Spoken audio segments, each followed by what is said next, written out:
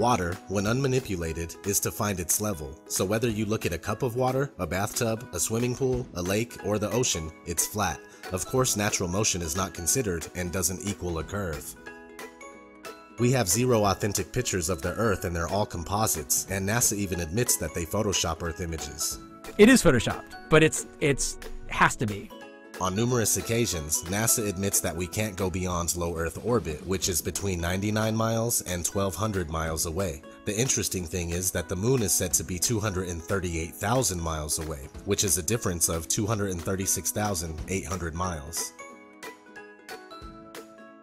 No matter if you're on the ground, on top of a building, a mountain, a hot air balloon, an airplane, or looking at high-altitude amateur balloon footage, the horizon never fails to rise right to your eyes.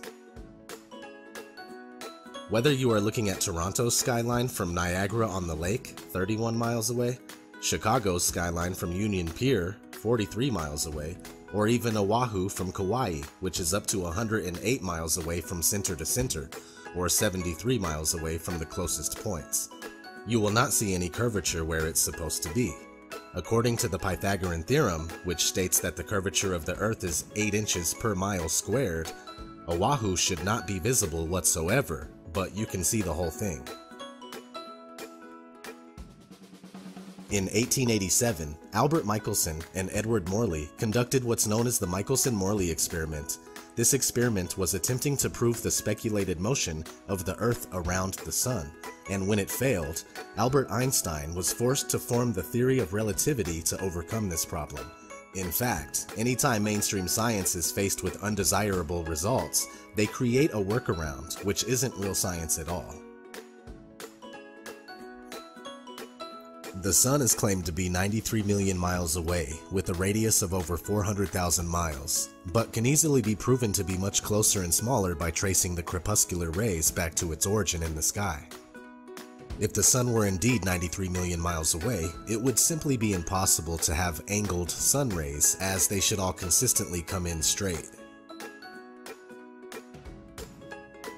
According to the globular theory, a lunar eclipse occurs when the Sun, Earth, and Moon are in a direct line, but it is on record that since about the 15th century, over 50 eclipses have occurred while both the Sun and Moon are visible above the horizon.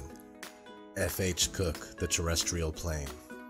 It's a common misconception that the shadow of the Earth causes moon phases. Even the pastors and priests of the science religion readily admit this fact. The interesting thing about moon phases is that they are always the exact same 8 phases repeated. But if we were circling around the Sun, these 8 phases would inevitably be reversed from the summer to winter seasons. I completely understand that the idea of a flattened stationary Earth seems ridiculous in many ways, but that's only because we are taught the false globe model from the very first time that we enter a school classroom. Not to mention the first time we are introduced to the concept of a flat Earth, it's depicted as a highly laughable world where ships, boats, and water would run off of the edge. So I do get it, but it's all part of the deception. I've spent 30 years of my life believing that we were on a spinning globe.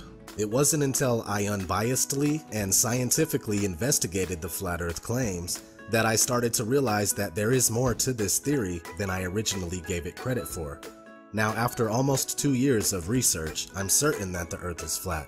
We are told that the Earth spins at 1,040 miles per hour, while the Earth travels around the Sun at 66,000 miles per hour. Meanwhile, the whole solar system is going inside the Milky Way galaxy at a speed of 490,000 miles per hour. And finally, the entire Milky Way galaxy is darting through infinite space at over 1 million miles per hour. Most people believe this. And yet every experiment ever conducted to prove even the simple spin of the Earth has failed. The same thing goes for curvature. It's never been proven, and the only time we see it is in movies, NASA CGI, or when we're looking through a distorted fisheye lens.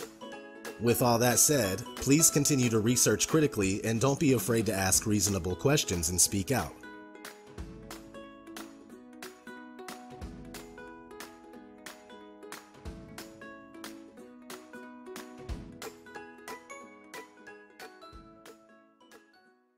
The azimuthal equidistant projection map that the USGS actually uses is the flat Earth map.